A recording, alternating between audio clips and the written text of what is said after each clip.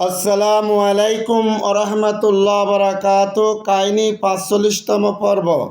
রাখে আল্লাহ মারেকে, সত্য কোনোদিন গোপন থাকে না। বিস্তারিত জানার জন্য প্রথম পর্ব থেকে ৪৬তম পর্ব দেখার জন্য বিশেষভাবে অনুরোধ করা হলো।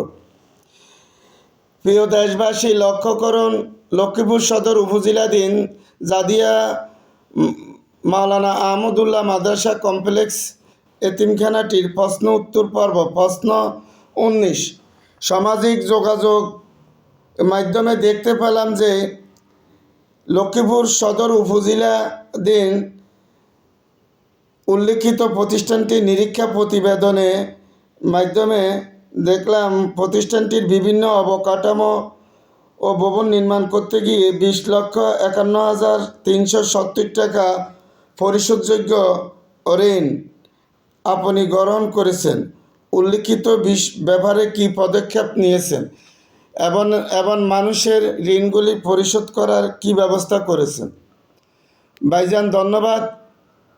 আসলে কিন্তু এলাকাবাসী এবং কমিটি ভালো করে জানেন যে প্রতিষ্ঠানটি যে ঋণ করা হয়েছে এবং কমিটির রেজুলেশন আছে, ওইখানে কিন্তু আমার যে সম্মানী ভাতা, ওই ভাতাগুলিও আমরা উল্লেখ করিনি এবং প্রতিষ্ঠানে নানাবিধ সমস্যা থাকার কারণে দিতে পারে নাই। যাই হোক, বলতে চাইছিলাম যে বারবার ওনাদেরকে বলা হয়েছে যে এগুলির ব্যাপারে নিরসন করার জন্য, কিন্তু অদ্যাবধি পর্যন্ত মাওলানা আহমদুল্লাহ সাহেব ও জনাব আব্দুল মালিকদের পক্ষ থেকে কোনো তারপরে দিয়ে উত্তর পাওয়া যায়নি। এমনকি তারা উল্লিখিত প্রতিষ্ঠানটিও বন্ধ করে দিয়েছেন, বিলুপ্ত করে দিয়েছেন। এখন এলাকাবাসীকে নিয়ে ইনশাল্লাহ কি সিদ্ধান্ত নেওয়া যায় ইনশাল্লাহ আপনারা জানতে পারবেন অচিরে কীভাবে কি করা যায়। কিন্তু আমি আইনের ঊর্ধ্বে না, আমি এলাকাবাসীর সার্বিক সহযোগিতা চেয়েছি।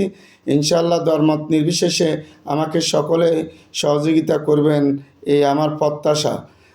পরবর্তী ৪৬তম পর্ব দেখার জন্য বিশেষভাবে অনুরোধ করা হলো। আসসালামু আলাইকুম রহমতুল্লাহ বারাকাতুহু।